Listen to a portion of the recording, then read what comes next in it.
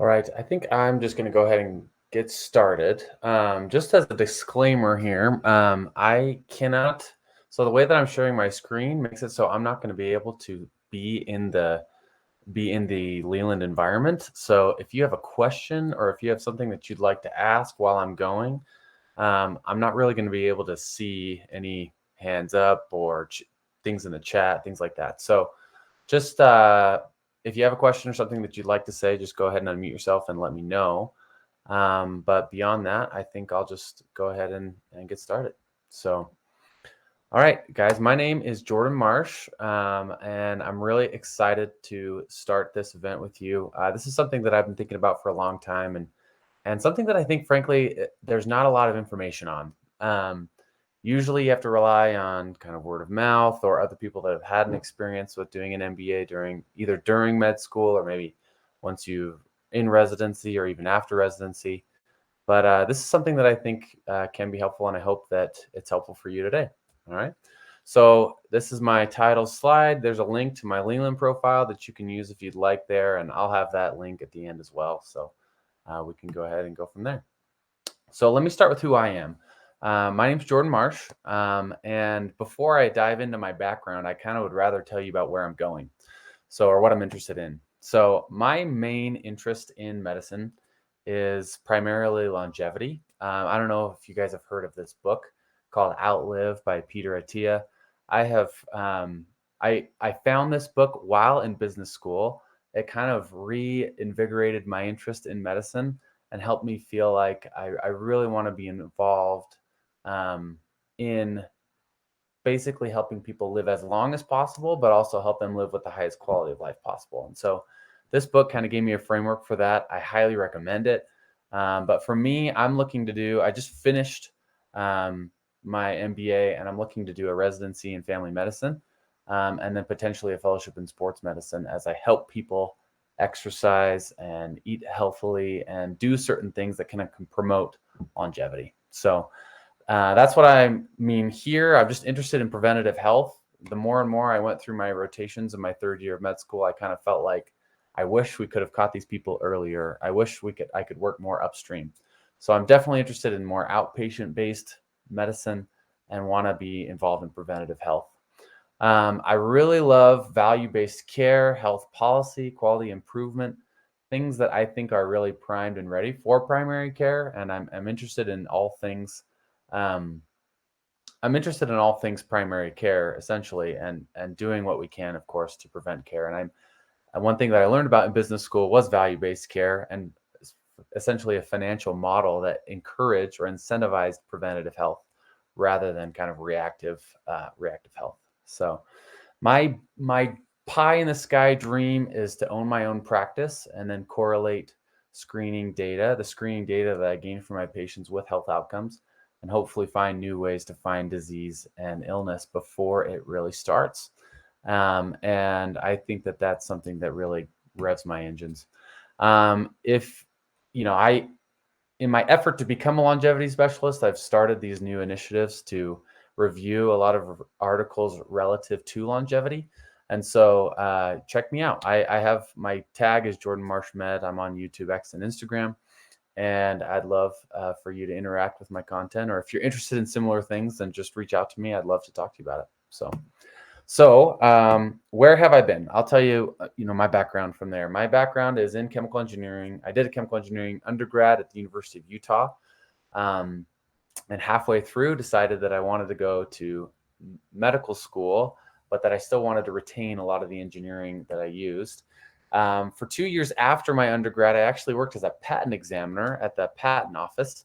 And this was an awesome experience. I was actually just kind of working for those 2 years while my wife was in her master's degree or doing her master's degree out in the Washington, D.C. area. After that, I applied and got into the Carle, Illinois College of Medicine and was a medical student there from 2020 to 2023. I took a 1 year break, and then I'm now finishing that right now. So I'm in my fourth year, and I'm about to apply to residency. And what I love about this school is that it was kind of an engineering-based medical school, so it really catered to my interests in using my engineering to foster to use my engineering as a doctor and And so I've loved my experience there. And then, yeah, I mentioned earlier, I just barely finished an MBA from the Northwestern Kellogg School of Management. I did a 1-year program there. And so that kind of helped me string together my own MD MBA. I didn't do it at the same institution like most of you might, or like most people do. And so I have a lot to say about that. And I'll talk a little bit more about that later on. So let me connect the dots for you. This is kind of where I want to go and where I've been. But for me, I think that I can really be of use or of help to people here by stating that I was on the admissions committee, both at my medical school and at the business school at Kellogg. I didn't actually interview applicants at my medical school, but I did review their applications and then kind of gave my recommendations as to who best fit for our school. And then at Kellogg, I was a student interviewer. So I performed kind of probably over a dozen interviews just in that 1 year time, in the 1 year time frame that I was there. So I know what they're looking for. I know what they're interested in. I know how to utilize my medical. I know how to utilize a medical background to really make yourself appealing to business schools. And so I think that if you are someone that has a medical background, I can really be of use or of help to you. So let's get started. I do want to mention here, I actually wrote during my MBA, I wrote something called the MD MBA guide. And it's kind of just a collection of all the things that I feel like I gathered while I was both in med school and business school, and wanted to give something that was more substantive than just some kind of clickbaity articles that I saw online about why to do an MD MBA. So I will provide you guys an opportunity to get this guide for free. A lot of the things that I'm going to mention here are based off of what's in the guide, but I also have left out some things that still might be useful to you. So let me just check and make sure I'm all good. Yep, I'm all good. So here, let's get started. Why you should consider doing an MD MBA or getting an MD MBA for yourself. And I do want to have a disclaimer that I use the term MD MBA a lot, but that's similar to DO MBAs. So if you are a DO, of course, I'm speaking to you as well. And that, combining a medical background, whether it's MD or DO with an MBA, is something that could be useful for you. So just know that that's kind of a synonymous term, that I'll use MD MBA, but this also applies to DO MBAs. So my first reason for wanting to do this, and I think that this is something that maybe a lot of you can relate to because you're here, at least that you're interested in something like this, is you want to have a broader impact. So this was Jonas Salk. Jonas Salk was the person that discovered the polio vaccine and essentially ended a devastating illness for so many people in at least the developed world. I came across this quote from him that stuck with me. I came across this while I was contemplating going for the MBA, and felt like this was something that was really cool. So he said, "My intention was to go to medical school, then become a medical scientist. I did not intend to practice medicine, although in medical school and in my internship, I did all the things that were necessary to qualify me in that regard. I had opportunities along the way to drop the idea of medicine and go into science. And I believe that this is all linked to my original ambition, which was to be of some help to humankind, so to speak, in a larger sense than just a one-to-one basis." So I feel like when he said this, it kind of gave words to what I was feeling. So in medical school, obviously you are learning, you're mostly learning or substantially learning how to treat individual patients one-on-one, which is absolutely necessary and honorable and noteworthy and all of those things. But I think that when you kind of start to think more on like if you want to have a broader impact on maybe the health of humankind or the health of mankind or whoever it is, you start to want to think a little bit bigger. So of course, this might apply to someone by saying, you might say, well, this would actually make me want to do like an MD PhD instead, which is great too. But I think that with the MBA, you have to think a lot about large scale problems in healthcare and combine that with the training that you receive in medical school about how you treat patients individually and one-on-one. And so certainly I feel like my MBA was much better for me in developing my ability to think about healthcare problems as a whole, as opposed to just doing it, as opposed to just helping individual patients one-on-one. And of course, I want to do both. I want, I learned that in my MBA, and I'll talk more about that later. But, I felt like I really had an opportunity to maybe have a broader impact. So that's reason number one that I think you should consider it. So this one is a little bit taboo, but I'm going to go ahead and talk about it because it's important to talk about things that maybe we might be thinking but are harder to say in certain scenarios. So maybe you don't want to do residency, So I should preface this by saying, of course, this applies maybe someone to more who's in medical school or who still wants to go to medical school just for the training or the background, but knows they don't actually want to train as a physician or do residency. There's no doubt that in medical school, you get a front row seat to what a life is like as a resident and what life is like as an attending. And I think sometimes it's pretty common, at least, to realize that maybe you don't actually want that. And so you're looking for an exit or you're looking for an off ramp or something like that. And so maybe you know that, and you know that, hey, I'm in med school. I don't want to do this anymore, but I'm still going to finish off my medical degree just to get it, but I need to go do something else. And so I wanted to quickly go through some of the things that you should be thinking about if you know you don't want to do residency, or some ideas for you. So I think I mentioned this in my guide. The first place that your mind should probably go when you're in medical school and you don't want to do residency and you're considering an MBA is maybe be a management consultant. So obviously management consulting is kind of like the meat and potatoes of business school. This is where most people want to go. They're high paying jobs that, of course, we actually went into a lot of debt probably to get our medical degree. And so being a management consultant is great because they love doctors. They love physicians. They actively recruit physicians and want physicians on their teams, and they pay well. They compensate well, so you're able to pay back those loans and those types of things. So, of course, you should be thinking about this. These are the three main companies. Obviously, Leland itself is kind of making a name for itself and helping you get good interviews at these types of companies. But I think one thing that you also should know and that I've heard about is that oftentimes these management consultant companies will interview you towards the end of your third year. So you can do, like, for example, this Advantage program that I put here. You can go and work in a consulting environment for about a week or so, get a taste for what it's like, and then, give yourself a better chance of actually being interviewed by these companies. If you know for a fact that you don't want to go into residency later, what's kind of cool about this is that you can go do this towards the end of your third year. You can interview, maybe do an internship, those types of things. And I've actually heard that they will pay for your fourth year of medical school as long as you commit to actually coming and working for them post medical school. So I think that's pretty awesome. I think it's a testament to how interested they are in graduate students, but specifically in doctors, I think, as well. And that it really helps when they have a healthcare project and they can say that an MD is on their team. And so definitely look into this. If obviously you may not be interested in this type of work, but it is high paying work that can help pay off the loans and can be a great off ramp to medicine.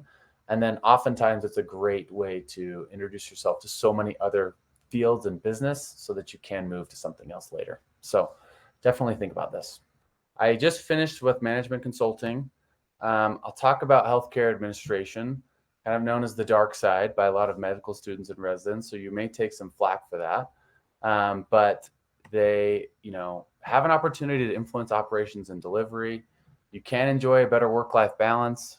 Again, we're not necessarily the work-life balance kings and queens when we're in residency and as in attendings, and then still have a high earning potential.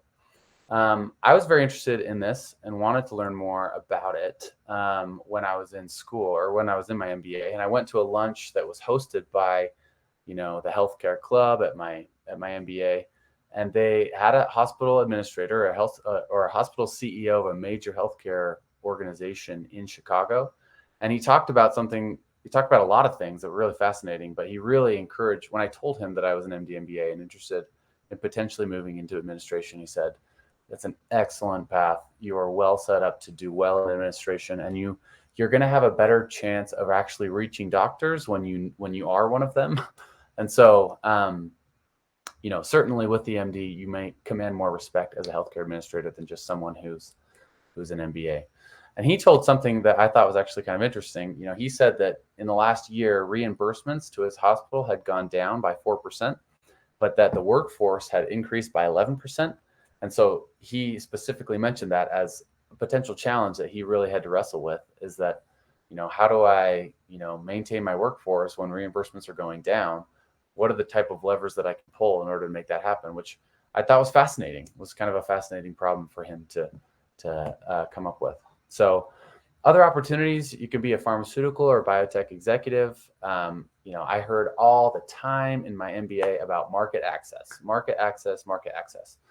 what market access is basically all the steps that have to take place in order for a physician to give a prescription, and then the steps that happen from there to when the patient actually picks up the prescription, which is a big deal. Like, do we have a code? You have to have a code in order for everything in healthcare to run. At what price are you going to set your drug? What type of pharmacies will it be available to? Is it going to be a mail-in order pharmacy or a simple one that's close by? There's all these different things that have to happen in market access to actually get your drug into the hands of patients and make sure that somebody pays you for it. And so I actually think that's kind of a fascinating field in healthcare that certainly a lot of MBAs are interested in. And as an MD MBA, you'll only set yourself up even better for that. Of course, being a medical educator, I hope this doesn't spur some potential, trauma in some of you, because maybe you've had experiences with this before. But here are all these different resources that were largely started by physicians who chose not actually to practice medicine. So that's not totally true. My favorite was Boards and Beyond, and that was, run by a cardiologist. And, but certainly, Sketchy was something that was done by medical students that, realized that they would rather maybe work in medical education as opposed to actually, being a physician themselves. And so, you are set up well as someone who was a medical student and, continue to go forward with it, to work in companies like this, not just in like third party resources like most of these, but at actual medical schools as well. So just know those are options. I don't know necessarily exactly how much the pay will be great or whatever, but certainly an option to you, and one that I think an MBA will only help you more with. You can be a medical writer. Medical writers, the primary job of a medical writer is to take complex scientific research and literature and make it digestible for the average human. And, of course, biomedical marketing is a huge part of that. So I've included a lot of direct to consumer marketing ads in here that were largely done by people with medical writing experience, but had medical backgrounds. And so certainly something that you can do, certainly something that an MBA will help you with. And then be an entrepreneur. This one is kind of my favorite because obviously I feel like I have a lot of ideas just percolating in my mind all the time. But I wanted to share a story that actually convinced me to go to medical school in the first place, but then one that has also kind of encouraged me in my path towards pursuing an MBA as well. So I was sitting in basically like a lecture hall. Well, I was sitting in like a seminar with a lot of my chemical engineering undergrad classmates.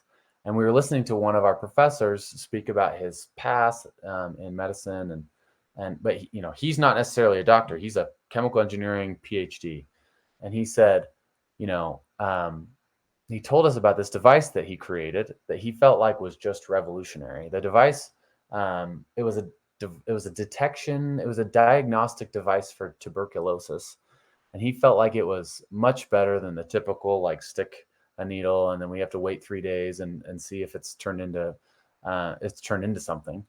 And so he worked, he said, for upwards of 2 to 3 years on this device that he thought was just revolutionary and that would be amazing. And he said he got it all done, he worked on it, and he finally took it to a doctor and said, look how great this is. Let's work on this and get this out there. And the doctor said, essentially, this is awesome, but I can't use this, And I don't necessarily know exactly why. I don't know if it was too expensive or maybe it wasn't, maybe the sensitivity and specificity on the actual device wasn't good enough for a diagnostic. I don't know what it was, but his point was, as engineers, we need to work really well or together with physicians to create products that can actually be used. And so, in my mind, the second that he said that, I thought, well, if I'm actually the doctor, then I'll know what doctors need. And that kind of was a turning point in my mind that was like, okay, actually, I do want to go to medical school and understand some of the pain points in healthcare. And there's nowhere else that you see pain points in healthcare better than as an actual physician or a physician in training or as a medical student. And so I think that you are well set up to actually see problems that other people don't see, and you can use those to come up with new ideas. And the last thing I'll say about this is that an MBA, you know, at least at my MBA, and I'm sure at most MBAs they're going to be similar. There were resources out the wazoo to help me with new ideas that I had, and you certainly are going to need all the help that you can get as an entrepreneur, and especially all the help that you can get as an entrepreneur in healthcare, because healthcare is super complicated. There are a million great ideas that actually gain no traction because they either are too expensive or they are too hard for a physician to adopt, or maybe the patient doesn't want it. There's all these things that you have to think about to actually be successful as a healthcare entrepreneur. And I feel like the MBA is only going to help you think further through those things. So I wanted to say this before I moved on to the next point. This is all a bunch of things that you can do if you don't want to do residency, but you are still considering an MBA. You know, maybe you're not aware of this. I wasn't totally aware of this, but I only applied to two business schools at all. I applied to Harvard and Kellogg, and I was waitlisted at Harvard and kind of got to the end of the line there, but then ultimately was let go. So I chose to attend Kellogg. These M7 business schools are a big, something that I make kind of a big deal about in the guide is that, you know, um, it doesn't really matter as much where you go to medical school. So someone that trains at like a Harvard medical school versus someone who trains at another medical school that's not as well known or prestigious or whatever. For the most part, wherever you go, you're going to be able to, if you can get a residency in your chosen field, you're likely going to have similar pay and similar opportunities, on a relative basis than someone who went to like the highest medical school or whatever. That's not the case in business school. Business schools, especially the M7 business schools, have really strong alumni networks that are each really eager to help their own. And I think that if you are actually angling to get out of medicine, you don't want to work, maybe you still want to work in healthcare, but you don't want to actually see patients. I do think that it's more important to really aim towards getting into one of these M7 business schools because, your salary is largely going to not depend on you seeing patients. It's going to depend on you having connections and working in the business world and doing those things. So, of course, these M7 business schools are going to give you some exposure to like things like finance and accounting and marketing and economics. But really what I think they give you is that alumni network and that network that you gain while you're in school that can really benefit you going forward. However, if you're like, hey, I'm not necessarily sure that I want to ditch clinical practice and I still want to have some business experience, maybe it doesn't matter as much that you go to one of these schools. And, of course, most people that do an MD MBA are likely going to do it from the same institution. And so it's great if your med school is already attached to one of these institutions and you don't necessarily need to worry about it. But most people's med schools are not attached to these institutions. And so it's important for you to just consider what your goals are. If your goals are just to get some business experience and you want to just kind of get your feet wet a little bit, maybe it doesn't matter that you go to the M7 business schools. But if you're like angling to get out of healthcare, then you probably should really focus on getting into schools like this. Okay. So that was all number 2. We've been through 1 and we've been through 2. Here's number 3. And it is very similar to number 2, but it's actually pretty different. You're not sure yet that you want to do residency. This is where, full disclosure, this is kind of where I landed. I was someone who was not totally sure. I had gone through my rotations. I loved them. But I saw a lot of the challenges that the residents and the attendings faced. And I thought, man, I have so many other interests outside of medicine. How can I be so sure? And I just felt like an MBA was a way for me to diversify my skill set, and kind of just kick the can down the line a little bit and see if, maybe I could figure it out. So I was talking to another friend of mine who did an MD MBA and went on to do a dermatology residency.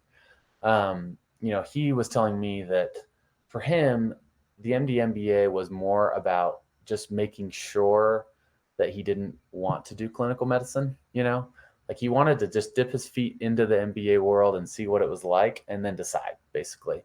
And I think that that is actually a really strong consideration that you should have if you're not sure yet, because you may get to business school and realize, wow, I love this. I really want to get out of this. I am going to go to somewhere else, or you may get to business school and be like, wow, I do kind of miss seeing patients. And I do miss the part of clinical medicine that I got while I was a when I was a med student.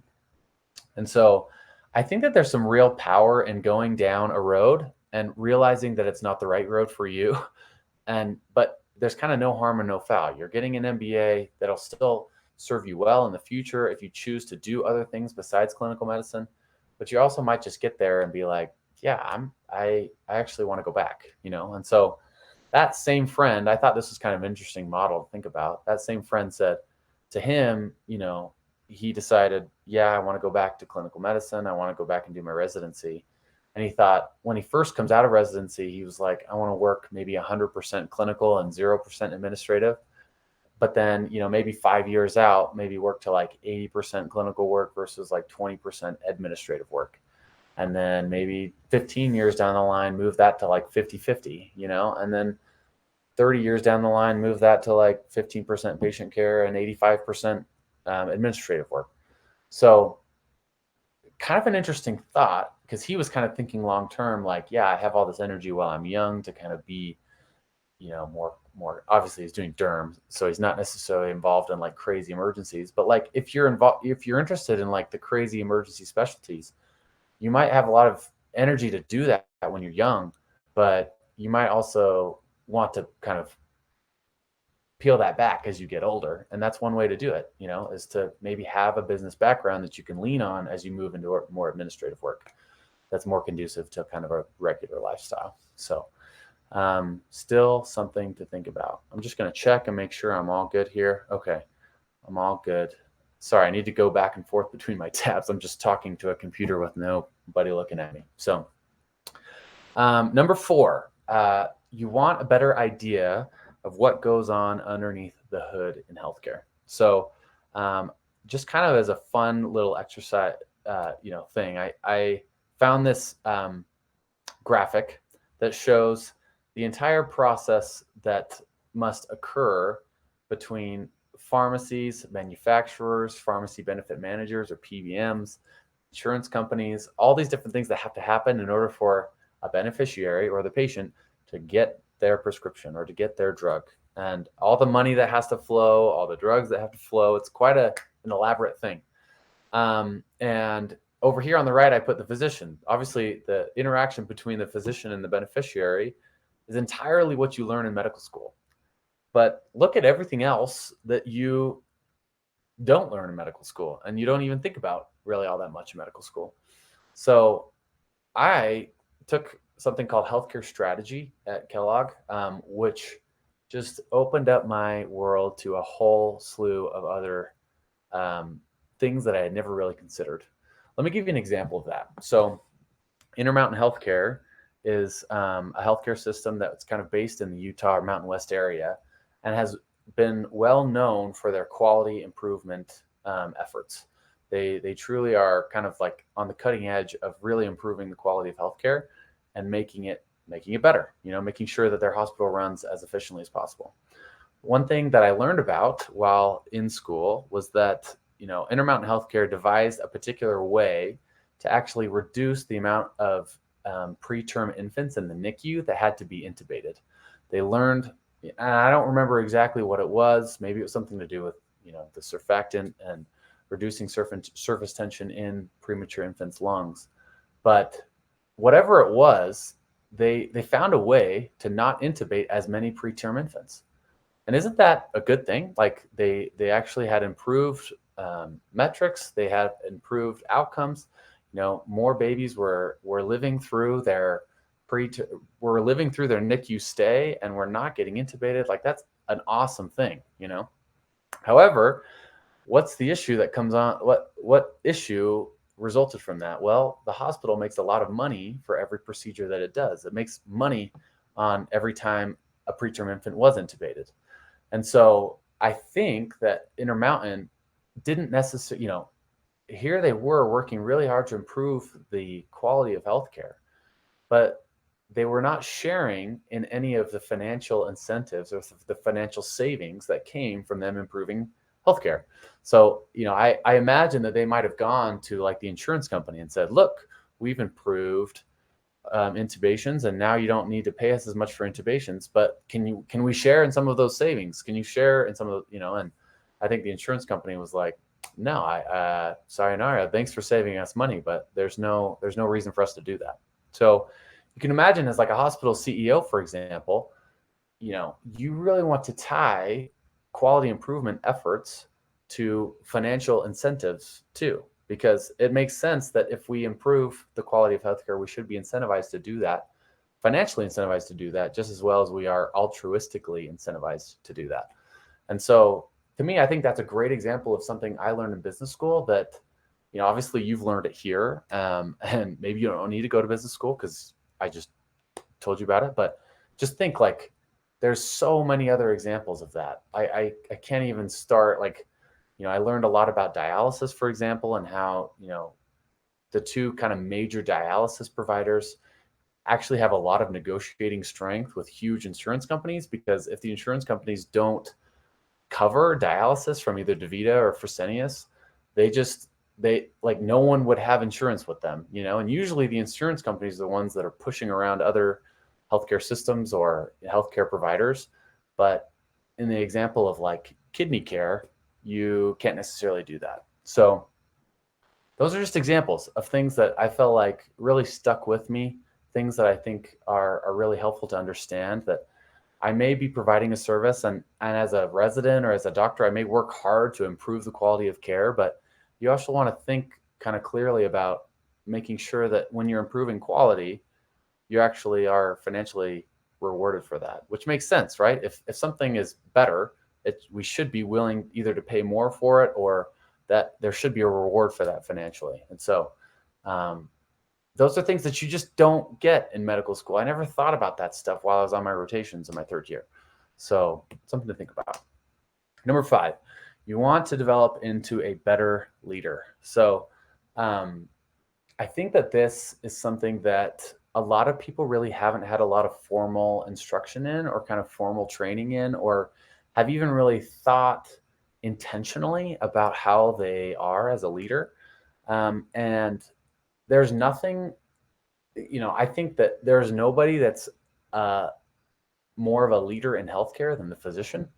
And so you really get an opportunity, at least at my business school you did, and I'm sure at other top business schools you will as well.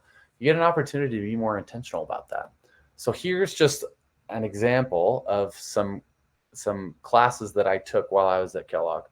Personal Leadership Insights is probably like the number one flagship class for developing into a better leader. But I actually thought deeply about what are my values, what are my needs, how do I come across to people, how do people experience me, even if I feel like I project myself in a certain way, that doesn't necessarily mean that that's how everyone always experiences me. There's a lot of things that I took away from that class that I think are really useful for me as I consider the type of leader that I am. Leadership in organizations was the first class I took. It was a 10-day, I literally took 10 days, and all it was just thinking a lot more intentionally and thinking a lot more clearly about how we influence change in organizations, whether they're small or large. Negotiations, both negotiations fundamentals and advanced negotiations I actually didn't take advanced negotiations, but negotiations is just, I mean, talk about something that could really be useful when you're first negotiating your first contract as a physician, knowing some principles behind how to make sure that there's obviously different types. There's some negotiation strategies that are like almost exclusively about screwing the other party, so to speak. And obviously you don't necessarily want to go about that all the time, but at least thinking through clearly about what are my goals, what am I hoping to get out of this, and what are the goals of the party that I'm negotiating with, and how can we really work together to improve both of our situations here. Executive presentations, selling yourself and your ideas. All of these are a little bit more soft skill focused. But again, soft skills are going to help you be a better leader. And when you're a better leader, you'll better be able to influence other people. And when you're better able to influence other people, you will be more influential in your career. And so I think that's something that is something you should consider, that you don't necessarily receive any formal training in medical school, but you really will get a chance to think more deeply about that with an MBA. So number 6, you want to own your own practice and also feel more confident doing it. This is a fascinating subject in the healthcare business world. I think increasingly healthcare systems are merging, and they're trying to merge and become as big as possible, again, so that they can increase their negotiating power with insurance companies. It's kind of like what I talked about with dialysis care. If you are a huge hospital system in Chicago, for example, and Blue Cross Blue Shield, which is the major insurer in Chicago, chooses not to insure patients that get care from you, there's a lot of people that are not going to want insurance with that insurance provider. And so, of course, that has its advantages and disadvantages. Of course, the major one being, well, if there's not a lot of options, then we can just jack up the price. And there's a ton of interesting, we had a Kellogg Business of Healthcare conference that had an entire panel on just hospital mergers and acquisitions, and how, were they actually encouraging anti-competitive behavior, and was it actually resulting in higher prices for patients and insurance providers? And so, anyway, I guess all I'm saying is, the more and more we go on in the world that we're going on in, it's harder and harder to have your own practice and feel more confident doing it. Because the smaller you are, the more easy it is for insurance companies to potentially just say, oh, we're not going to necessarily work with you. And so it incentivizes, physicians banding together and creating large hospital systems that are harder to refuse. And so for me, I just told you that my pie in the sky dream is to kind of own my own practice and build it and grow it. And I feel a lot more confident being able to do that, kind of knowing the climate that I'm in, knowing just knowing the healthcare climate that I'm in, that's increasingly moving towards more conglomeration. And so just know that, if that's something that you really want, the MBA will only help you feel more confident doing it. Last story that I wanted to mention with that was just, I spoke with a physician, a pediatrician, who kind of got caught up in that exact process. He had owned his own practice for like 20 years, but then increasingly he was getting paid less. Increasingly, it was making it more difficult for him to stay in practice because other physicians around him were grouping together into these big practices. And he eventually had to succumb kind of to the same thing.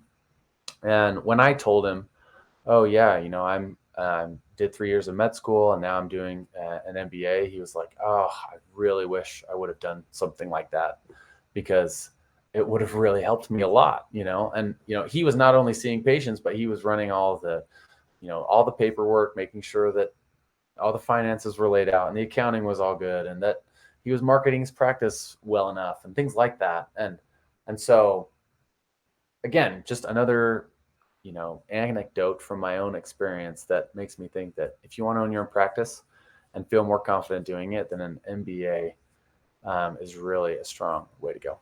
So, and this is number 7. This is my last one. You want to be a bridge between different worlds. I put this picture on the screen here. I don't think that most people here probably know exactly who this is, but this is Steve Jobs. And he gave this quote that has inspired a lot of my own career decisions, and something that I think may be helpful for you to consider when you think about maybe getting an MBA along with your MD. So he said this: creativity is just connecting things. When you ask creative people how they did something, they feel a little guilty because they didn't really do it. They just saw something. It seemed obvious to them after a while. That's because they were able to connect experiences they've had and synthesize new things. And the reason they were able to do that was that they've had more experiences, or they have thought about more about their experiences than other people. Unfortunately, that's too rare a commodity. A lot of people in our industry haven't had very diverse experiences, so they don't have enough dots to connect, and they end up with very linear solutions without a broad perspective on the problem. The broader one's understanding of the human experience, the better design we will have. So I think that quote speaks for itself. I've sought learning in a lot of different areas, largely because I just kind of want to think about problems in a more holistic way. And I think, for many of the reasons that I've already described, there are so many things in healthcare that you actually have kind of no clue about when you're just a medical student. And obviously, I know I haven't become an attending yet, but maybe as you progress more in medicine, you'll become more aware of how things are paid for, or you'll just kind of pick up certain things about, what a pharmacy benefit manager is, and how do you work with them as a physician and things like that. But I really think that I just couldn't get the breadth or the more holistic approach to healthcare that I wanted to get by just going to medical school. And so if you're interested in being a bridge between different worlds, being very creative, coming up with new ideas that are helpful for healthcare and humanity as a whole, I think that you get that the most. You have a great chance of doing that by getting an MBA as well. So how do you leverage this on your business school application? I mentioned this as kind of one of the objectives of this event, and I wanted to highlight that here. So here I'm just going to give you a brief summary of everything we've talked about, and just consider for yourself, these are all reasons why you may want to go get an MBA. And these are all things that you can leverage on your business school application to make yourself attractive to them. So my main one, the one that I kind of used the most in my application, was number 1, that I wanted to have a broader impact.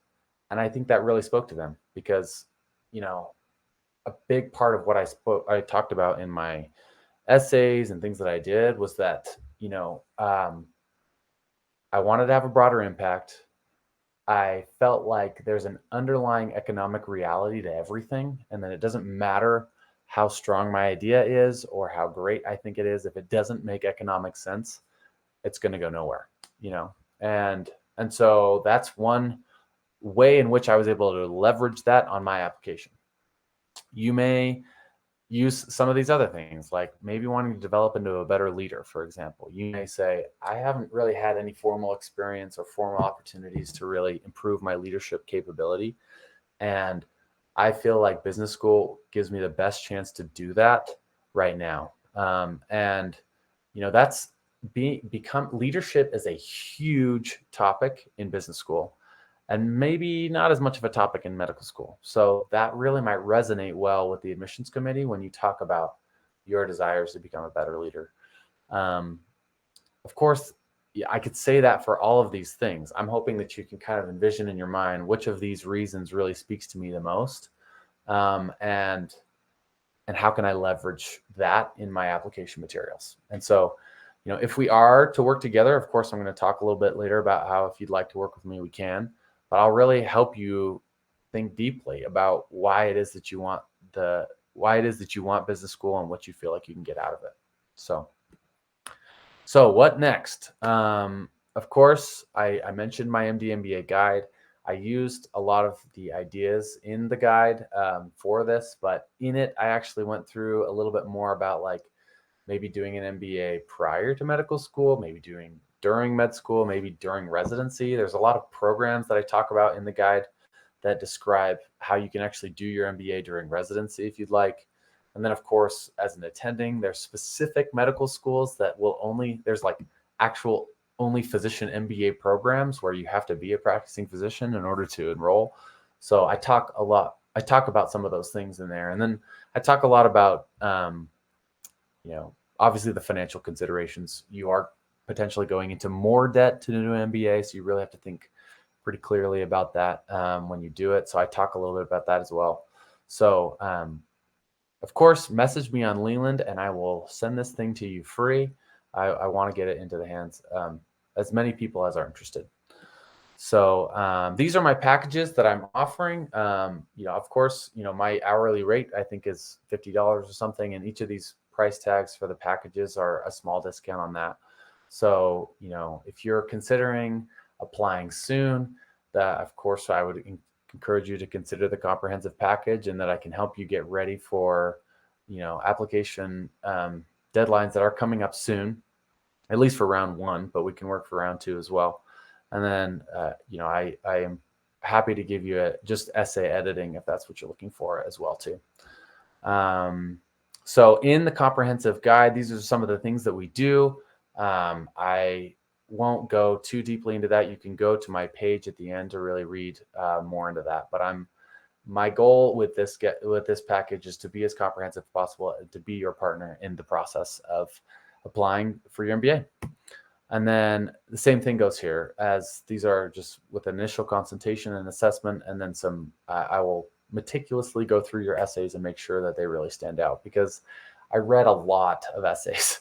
And I didn't necessarily read essays for my MBA, but I actually did the interview. So I feel like I'm really well prepared to help you with your interview prep for the different business schools you're applying to. So let me know if that is of interest to you.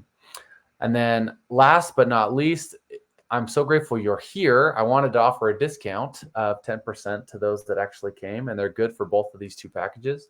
That ends a week from now. So it ends August 23rd, 2024. I'll say that just because this will be recorded. And you can use this discount code to get that discount. So please consider doing that soon. And I hope that you will be willing to work with me. So thanks for coming.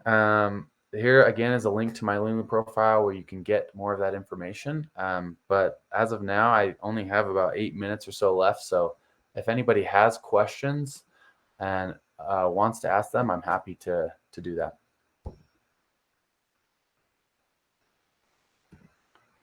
So let me see.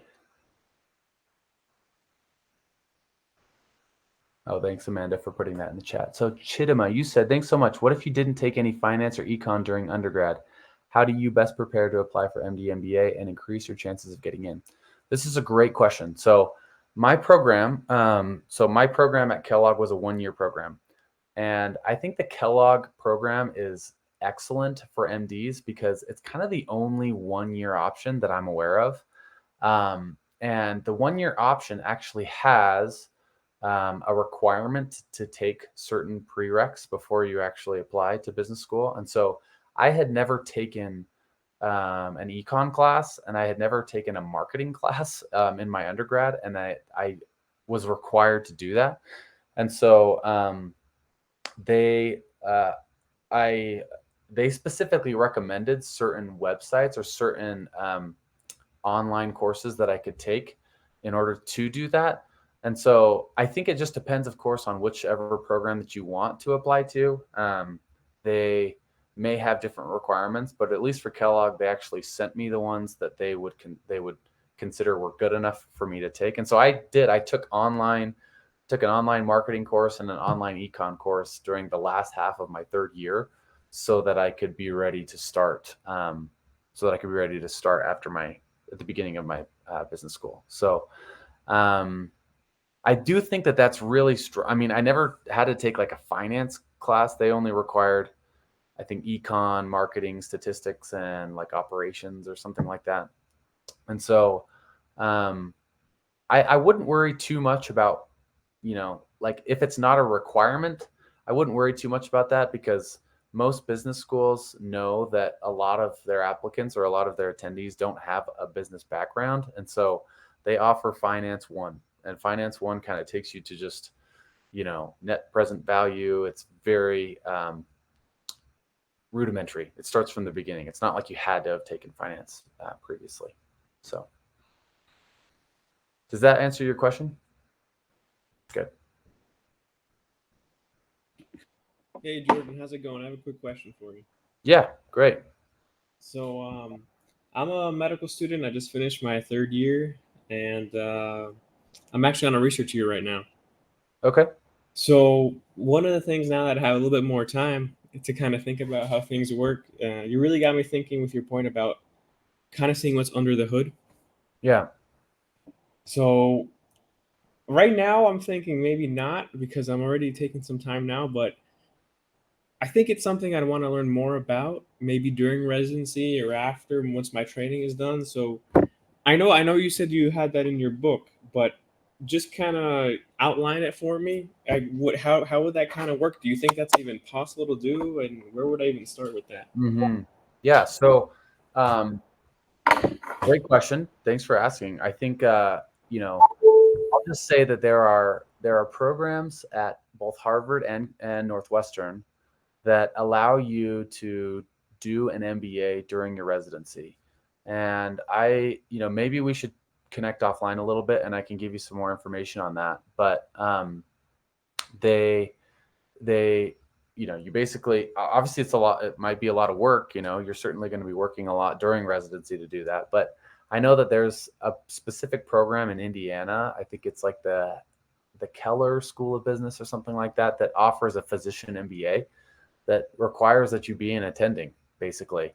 And they work really well. Of course, they know that you're in attending, they know that you may be busy seeing patients, but that you're trying to get an MBA on top of it. And they have kind of specialized their program towards that. And so, yeah, maybe you're not going to get your MBA now, but you can certainly get it in the future. And there's a lot of like executive MBA programs that are built for working executives that are maybe doing it, at night or on the weekends or things like that. And so, honestly, the names of those programs are kind of slipping my mind. And so, I can either message you after, or you can get the book and read it in there. But there's programs specifically for residency and specifically for kind of attending hood, so to speak. So does that Perfect. help?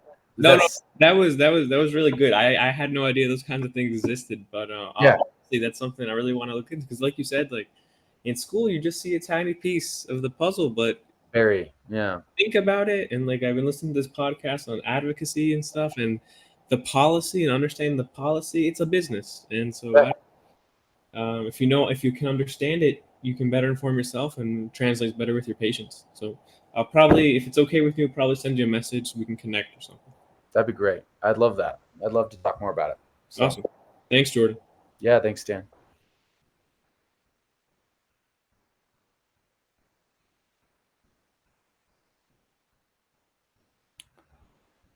All right. Anybody else? Any other questions you guys have?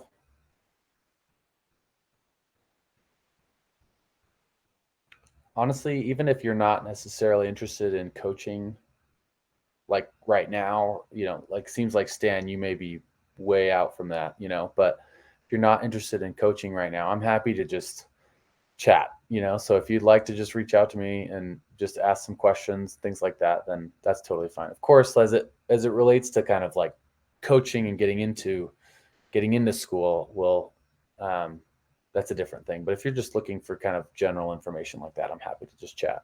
So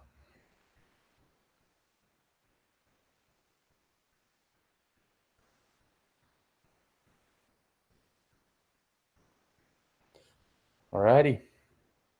Well, thanks everybody. If there's nothing else, then I think we'll just go ahead and stop there. Thank you. I appreciate that. Thanks, Jordan. Have a good night, man. All right. Thanks everybody.